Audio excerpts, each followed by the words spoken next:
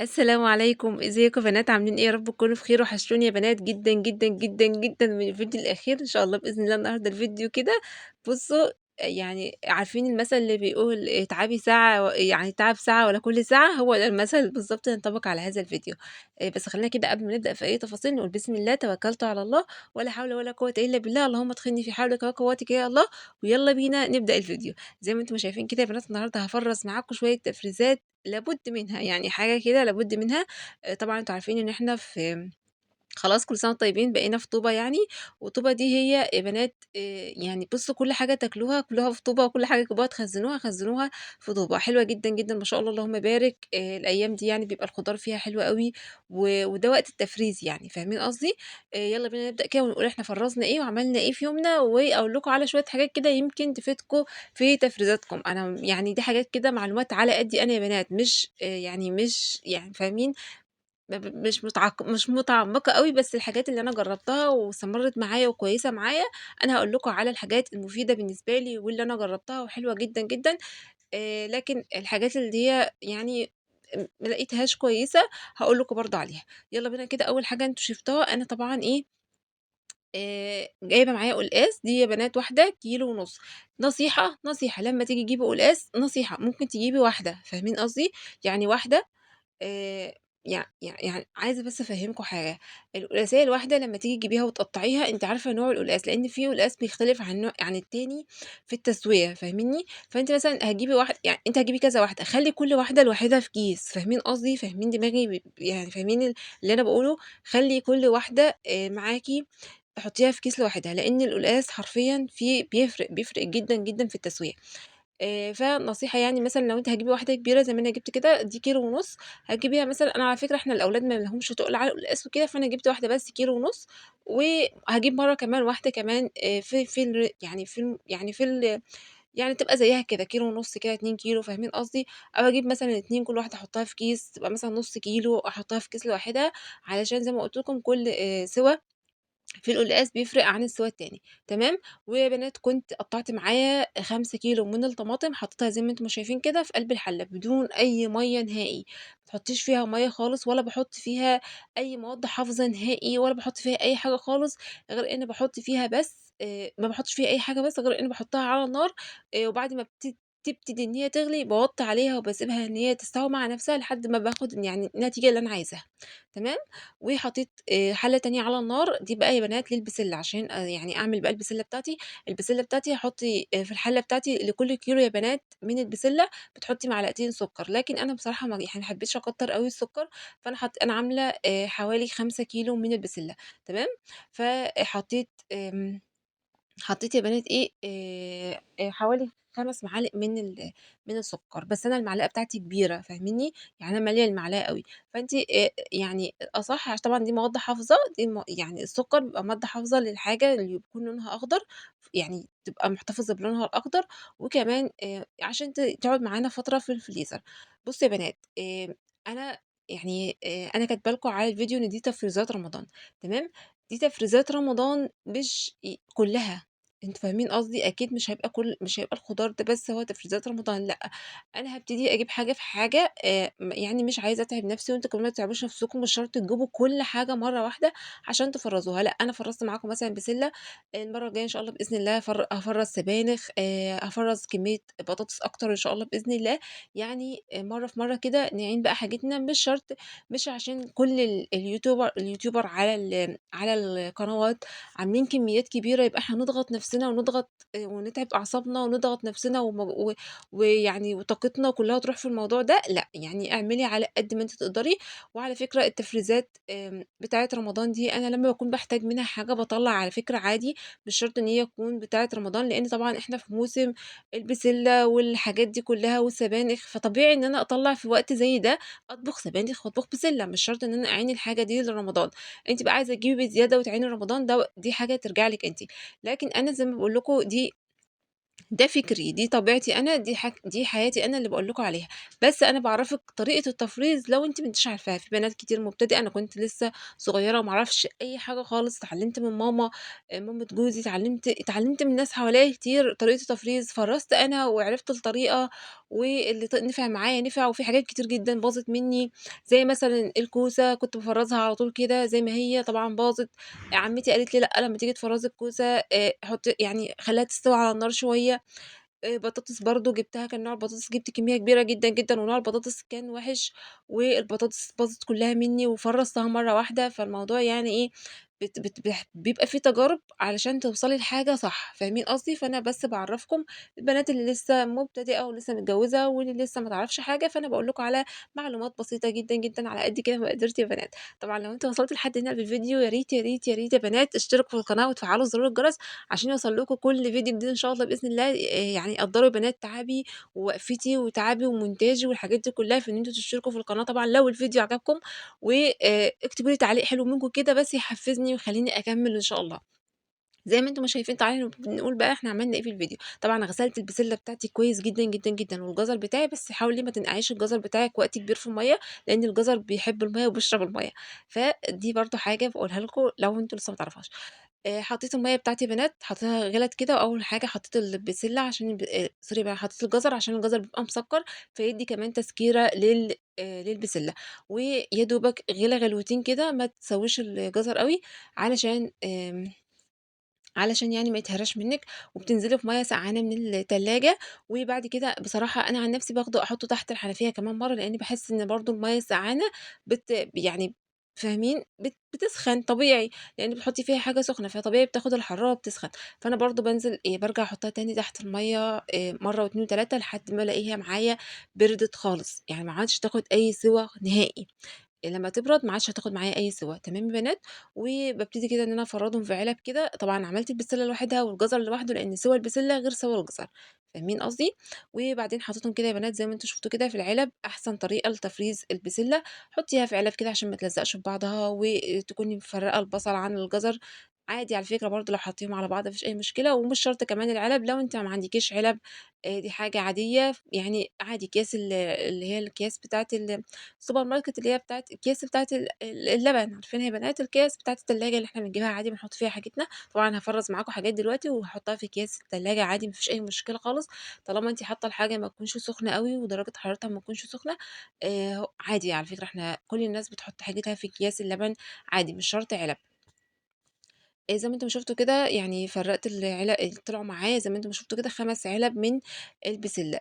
شوفوا بقى يا بنات، البسلة اللي هي آخر شوية دول حاجة تانية خالص، ما لهاش علاقة خالص بالبسلة اللي أنا هاطبخها بالطماطم وكده، دي ما لهاش علاقة خالص. دي بسلة يا بنات أنا عاملاها عشان أعمل بيها سلطات، إن شاء الله بإذن الله هاعمل معاكم كده فيديو كده أو سلسلة فيديوهات كده يا بنات، شوية سلطات زي العسل، لوز اللوز، إن شاء الله بإذن الله هيعجبوكم جدًا. على فكرة السلطات حلوة جدًا، جدًا، وتعتبر وجبة جنب يعني حاجات تعتبر تكمّلوا بيها وجباتكم، فاهمين قصدي؟ يعني هتشبّع جدًا، مغذية جدًا، جدًا، فيها عناصر كتير جدًا، جدًا، عندنا فيها بطاطس، عندنا فيها بسلة، عندنا فيها فاصوليا، في حاجات كتير جدًا، جدًا هاورّيها لكم إن شاء الله بإذن الله، هاعمل معاكم سلطات حلوة جدًا هتعجبكم إن شاء الله بإذن الله. بس ربنا يسهّل كده والامتحانات تخلص بقى على خير، لإن الواحد تعب بصراحة.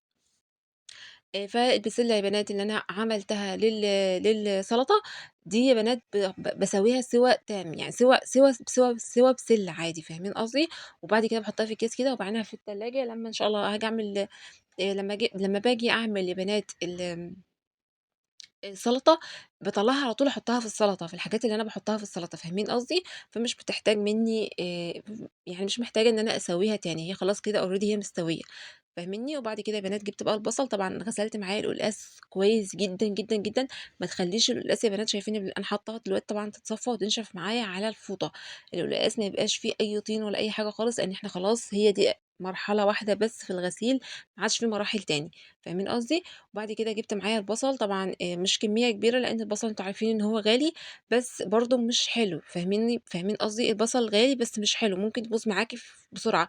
فأنا جايبة الكمية دي على فكرة عادي أشتغل بيها الشغل العادي، بس أنتِ طبعًا لو حابة تجيبي كمية وتفرّزيها، فرّزيها على الطريقة اللي أنا هاقول لِك عليها، حلوة جدًا، جدًا، جدًا، وبتحافظ على البصل فترة كبيرة، ويعني ما شاء الله حلوة أوي.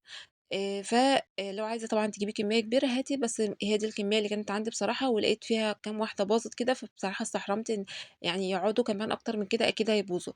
فأنا قُلت خلاص بقى يعني منها إن أنا أورّيكم طريقتي في تفريز البصل، ومنها كمان يعني أكون فرّزته وعينته كمان في الفريزر، مش شرط عشان رمضان، لأ أنا هاستخدمه عادي، واستخدمته يعني استخدمته فعلًا في غدا بُكرة إن شاء الله بإذن الله هينزل لكم الفيديو، الغدا بتاع بُكرة هاورّيكم برضه حاجات كتير استخدمتها زي الفل يا بنات، زي الفل، حاجة طالعة من الفريزر ما شاء الله اللهم بارك، اللهم بارك، زي الفل. طبعًا قشّرت البصل بتاعي ونضّفته وغسلته كويس جدًا، جدًا، جبت الكبة خرّطته كده زي ما أنتم شايفين، طبعًا عايزة تعملي جوانح، عايزة تعملي أي حاجة، الجوانح لمّا تيجي تعينيه في الفريزر رُشّي عليه رشّة من الدقيق كده يا بنات واخلطيه في بعضه كده وحطيه في الفريزر على طول، فاهمين قصدي؟ حاجة خفيفة، يعني عفّريه بدقيق، مش تحطّي دقيق طبعًا هيعجِّن معاكِ لأ، عفّريه بالدقيق كده وحطيه في الفريزر وطلّعيه، ده لو أنتِ هتعملي كشري، فاهمين قصدي؟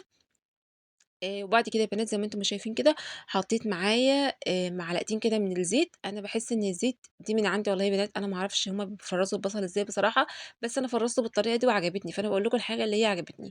جرّبوها برضه قولوا لي في التعليقات إيه رأيكم في التفريز حلو والّا لأ، في حاجة صح والّا لأ، في حاجة غلط، لأ اعملي كذا يا عبير، في حاجة لأ ده ما ينفعش، فهّموني يا بنات كده عشان إحنا نبقى إيه، يعني إيه، نتشاور مع بعض كده والدنيا تمشي معانا كده، نكون إيه، متفاهمين وعارفين كل حاجة، واللي ما يعرفش حاجة يقولها للتاني، واللي عارف حاجة يقولها لي، فاهمين قصدي؟ أنا عايزة الدنيا تبقى كده.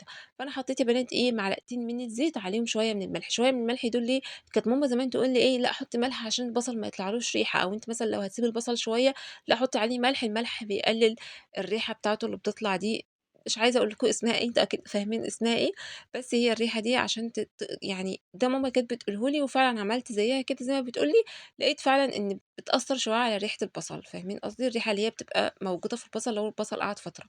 المهم يا بنات خلاص خلّصته كده وحطيته في كيس، أهم حاجة ترقّقيه وتفرديه كده في كيس، وعايزة تقسّميه زي ما أنا قسّمته كده براحتك خالص، عايزة تسيبيه زي ما هو كده وتحطيه في الفريزر، بس أهم حاجة ترقّقيه عشان لمّا تيجي تكسري، هتكسري بأريحية وهيطلع معاكِ بكل سهولة، ما تتخنيش البصل معاكِ أبدًا، أبدًا، وما تحطّيهوش في علبة، هتتعبي جدًا، جدًا لمّا تيجي تطلّعيه وهتضطري تسيبيه يفِك، فالموضوع ده وِحِش جدًا. اعمليه زي ما أنا قُلت لِك بالطريقة اللي أنا وريتها لِك دي، هيطلع معاكِ ما شاء الله اللهم بارك، اللهم بارك، هتيجي كده تطلّعي الكيس من الفريزر، لإن أي حاجة بتتفك ما عادش ينفع ترجع الفريزر تاني، فاهمين قصدي؟ أي حاجة بتتفك في الفريزر التجميد بتاعها ما عادش ينفع ترجع في الفريزر تاني، فلأ ما تستنيش لمّا هي تفُك، أنتِ بمجرد ما هتكسري كده وهي في الكيسة، يعني اضغطي كده على البصل بتاعِك هيطلع معاكِ بكل سهولة، هتتكسر معاكِ حتّة، خدي الكمية اللي أنتِ عايزاها اشتغلي بيها.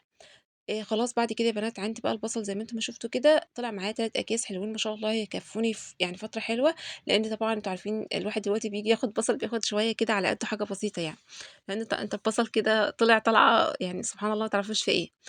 ربنا يا رب يعين كل واحدة على بيتها وكل واحد على بيته ومسؤوليات، يعني المسؤوليات كترت على الواحد يعني، فربنا يعين كل واحد على أهل بيته يا رب. زي ما أنتم شايفين كده أنا طبعًا قشّرت معايا القلقاسية، طبعًا هي كبيرة وخلّي بالكم يا بنات وأنتم بتقشّروا القلقاس، بس القلقاس في الأيام دي طري وبيستوي بسرعة وممتاز، ممتاز، ممتاز، عايزة تجيبوا قلقاس هاتوه يا بنات في شهر واحد، القلقاس ما يتجابش غير في شهر واحد، بعد كده خلاص بقى ما عدتوش تجيبوا قلقاس، لإن خلاص بيبقى جامد أوي كده، ما بيستواش معانا بسهولة، ما بيبقاش زبدة كده. فزي ما أنتم ما شُفتوا كده قشّرتها وابتديت إن أنا أقطّعها كده على البلانشة، خلّي بالِك كويس جدًا، جدًا، جدًا وأنتِ بتقشّري القلقاس بيبقى مُتعب في تقشيره وممكن يعوّرِك، السكينة تعوّرِك وكده.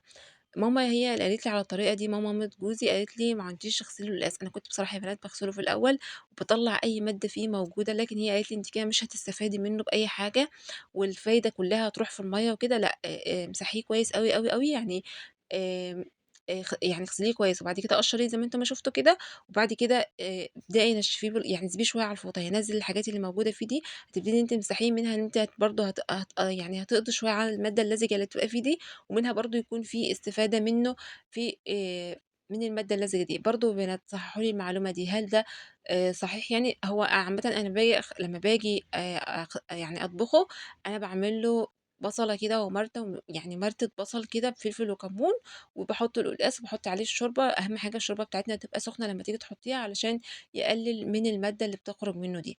دي معلومات كده يا بنات على قد والله العظيم، أنا مش عارفة يعني دي حاجات أنا جرّبتها ولقيتها بالطريقة دي. طبعًا أنتم شايفين طريقتي في لَف القلقاس في الكيس، باحس إن اللفة دي بتلِم معايا الموضوع شوية، وبتخلّي أحسن من الرابطة وكده، فاهمين قصدي؟ يعني دي أشيك شوية من الرابطة، وكمان إيه، يعني برضه الكيس مش هيتفتح منّي في الفريزر أو هيقع منّه حاجة ولا حاجة، لأ على فكرة خالص.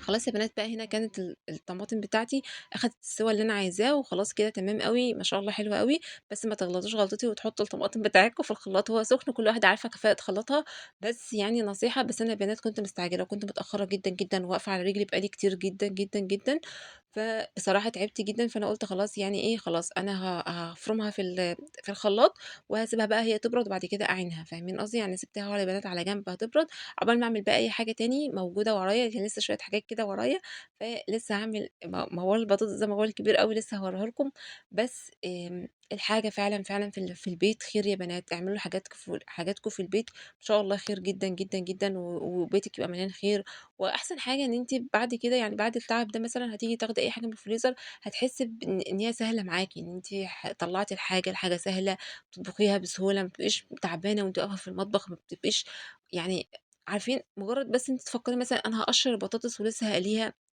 أنا مثلًا هاقطّع البصل ولسه يعني هاطبخ بسلة مثلًا لسه لأ هاسويها، الحاجات دي كلّها على فكرة يا بنات فعلًا، فعلًا حرفيًا بتفرق في وقتِك كتير جدًا، جدًا، بتفرق في وقتِك في وقفتِك في المطبخ، في تعبِك، فعلًا، فعلًا يعني اتعبي لِك مثلًا 4، 5 ساعات كده في يوم، هترتاحي بعدهم شوية حلوين إن شاء الله بإذن الله.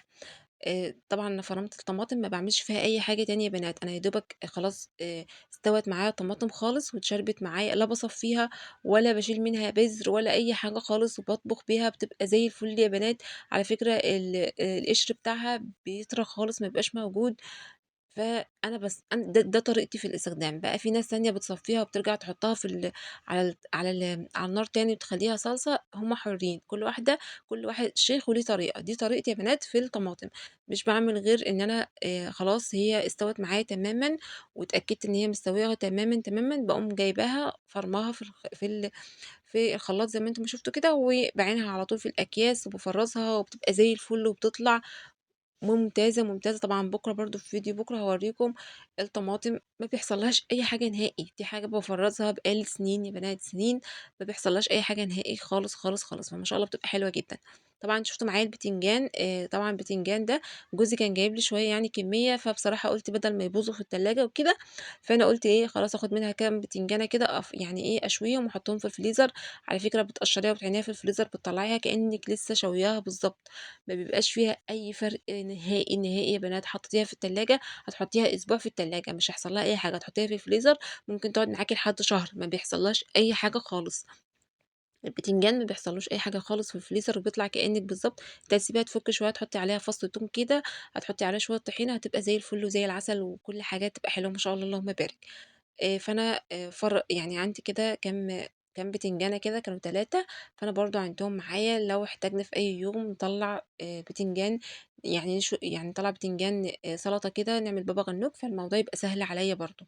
آآ يعني خلّوا الأمور سهلة كده وبسيطة، وطالما أنتِ واقفة في المطبخ شوفي أي حاجة بقى اعمليها، فاهمين قصدي؟ طالما واقفة في المطبخ هتعملي حاجة، اعملي حاجة وراها، اعملي حاجة وراها لحد ما إيه، تعملي لِك شوية حاجات كده هينفعوكِ إن شاء الله في بيتِك، وهيبقى بيتِك مليان خير إن شاء الله، بس ما تكسلوش بس يا بنات، اللي وراها حاجة كده تقوم تعملها وتشجّع كده، واللي وراها حاجة تقوم إيه يعني هاتي شوية حاجات كده ابتدي تفرّزي حاجة في حاجة، في حاجة، في حاجة، إن شاء الله ربنا كده إيه هيملى بيتِك خير، وبيتِك يبقى مليان خير، والموضوع يبقى أحسن وألطف، وأنتِ هترتاحي، يعني جرّبوا كده على يعني دي حاجة أنا باقولها لكم عن تجربة سنين، جرّبوا كده وقولوا لي في التعليقات، يعني الواحدة اللي ما بتجرّبش مثلًا إن هي تفرّز وكده، لأ فرّزي هترتاحي جدًا، جدًا، وبطريقتي يا بنات إن شاء الله بإذن الله ترتاحي في بيتِك إن شاء الله بإذن الله في شغل مطبخِك ووقفتِك في المطبخ إن شاء الله بإذن الله، أنا عارفة إن أنا رغاية جدًا، جدًا، بس أنا باحب أرغي كده رغاية أنا أوي.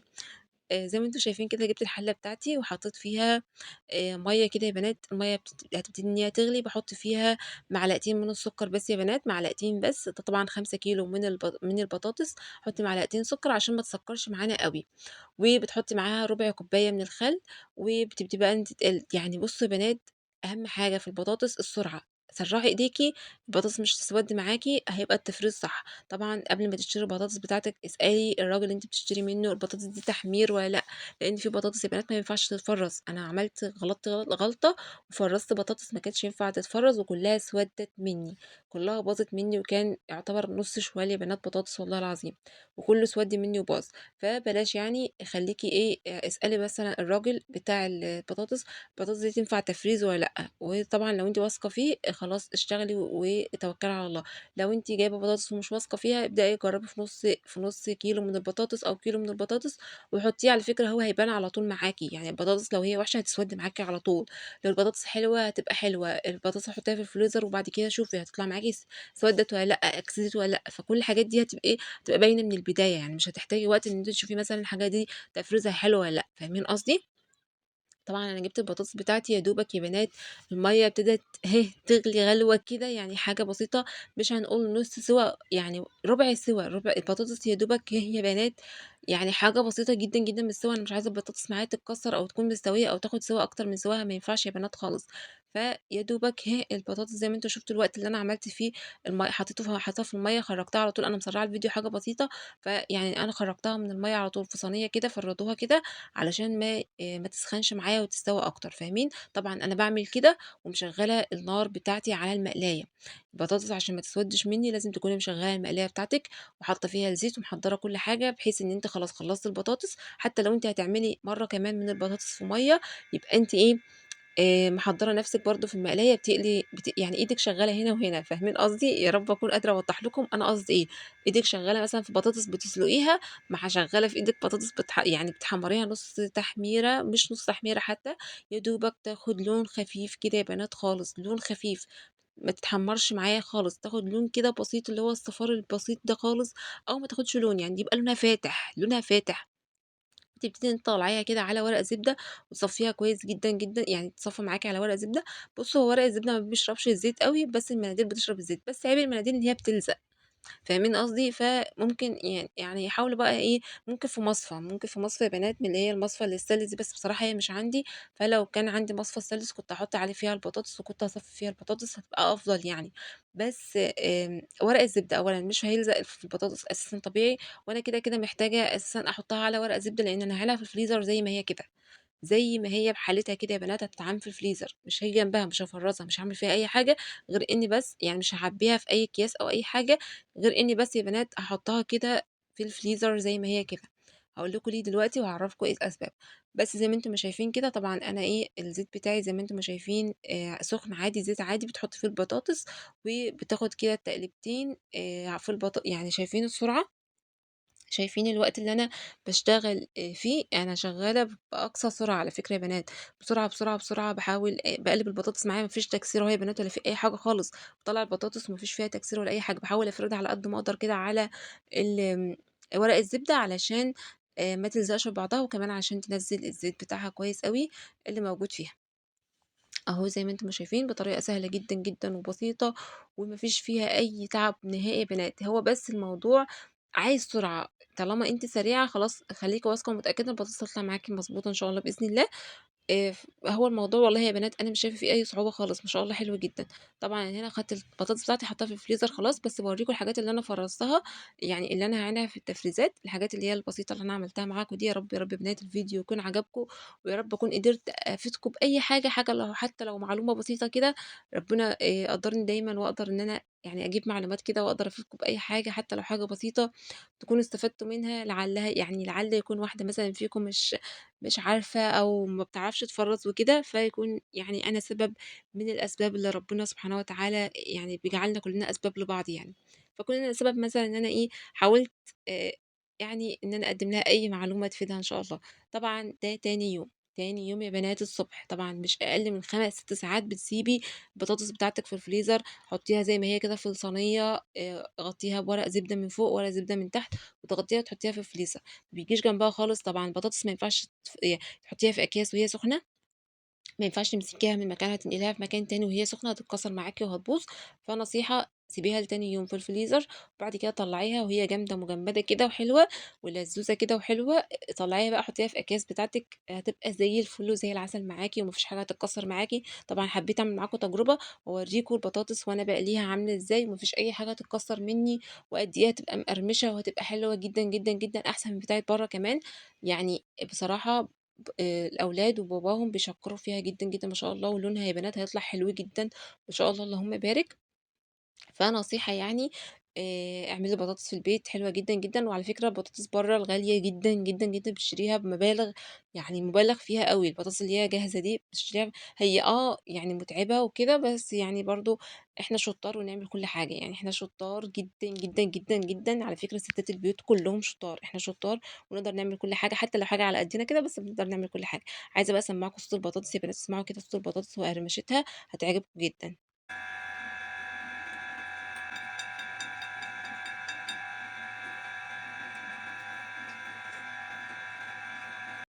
سمعتوا يا بنات هي قد إيه صوتها يعني صوتها باين إن هو ناشف جدًا، طبعًا حطيتها في الأكياس كده، طبعًا بتاخدي الكمية اللي أنتِ عايزاها، بتعمليها زي ما أنتِ عايزاها. بس يا بنات هو ده كان الفيديو بتاعنا، يا رب يا رب يا بنات الفيديو يكون عجبكم، يا رب قدرت أفيدكم بأي حاجة، إن شاء الله بإذن الله أشوفكم في فيديو جديد على خير، والسلام عليكم ورحمة الله وبركاته، باي باي.